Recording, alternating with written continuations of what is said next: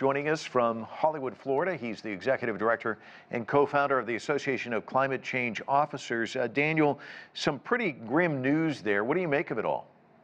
Well, this year is more of what we've been expecting and what we've been but predicting for a long time. If we don't change our behavior, we're going to see more of the extreme heat. We're going to see more volatility in our climate.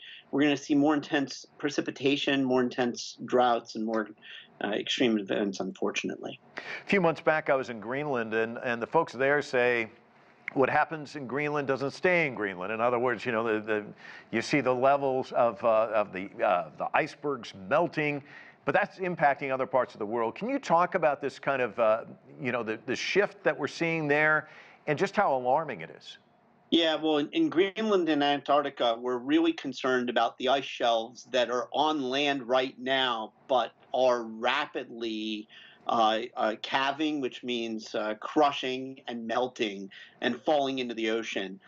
Between the West Antarctic and East Antarctic shelves in Greenland, we're talking about tens of feet of sea level at stake, and the faster those things slide into the ocean, we're talking about 40% of Europe's population, 40% of U.S. population being in cities that are less than 10 meters to sea level. So these kinds of changes are massive changes, and we have got to do everything we can to slow that down. That's the sea level side.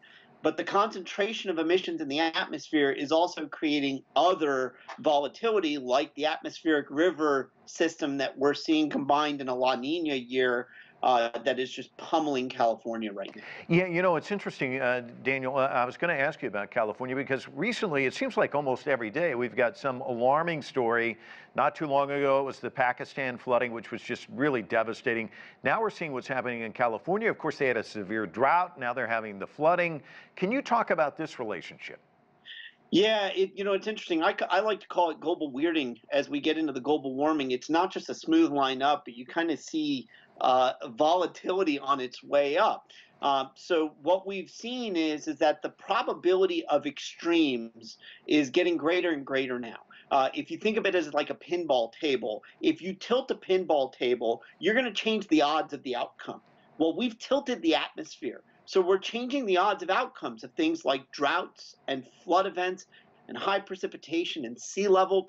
All of this stuff is happening more frequently, more significantly, and for longer durations than we're accustomed to. Daniel, back in the day, I used to say it's like an oncoming freight train, but it feels like the freight train's already here.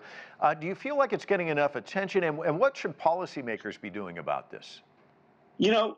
There's a combination of things here. We often look to policymakers, but the reality is policymakers are influenced by the will of the people too, everywhere.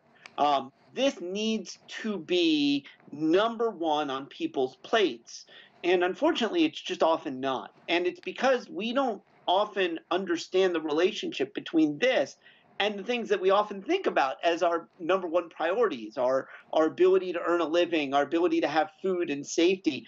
All of these things are directly tied to a stable climate. Political stability in many parts of the world is tied to access to water and food. And we have to make this number one. And that's for industry, for government, for our own behavior. Well put. Daniel Kreeger, a delight talking to you. Thank you so much for your insights. Appreciate it. Thanks for having me.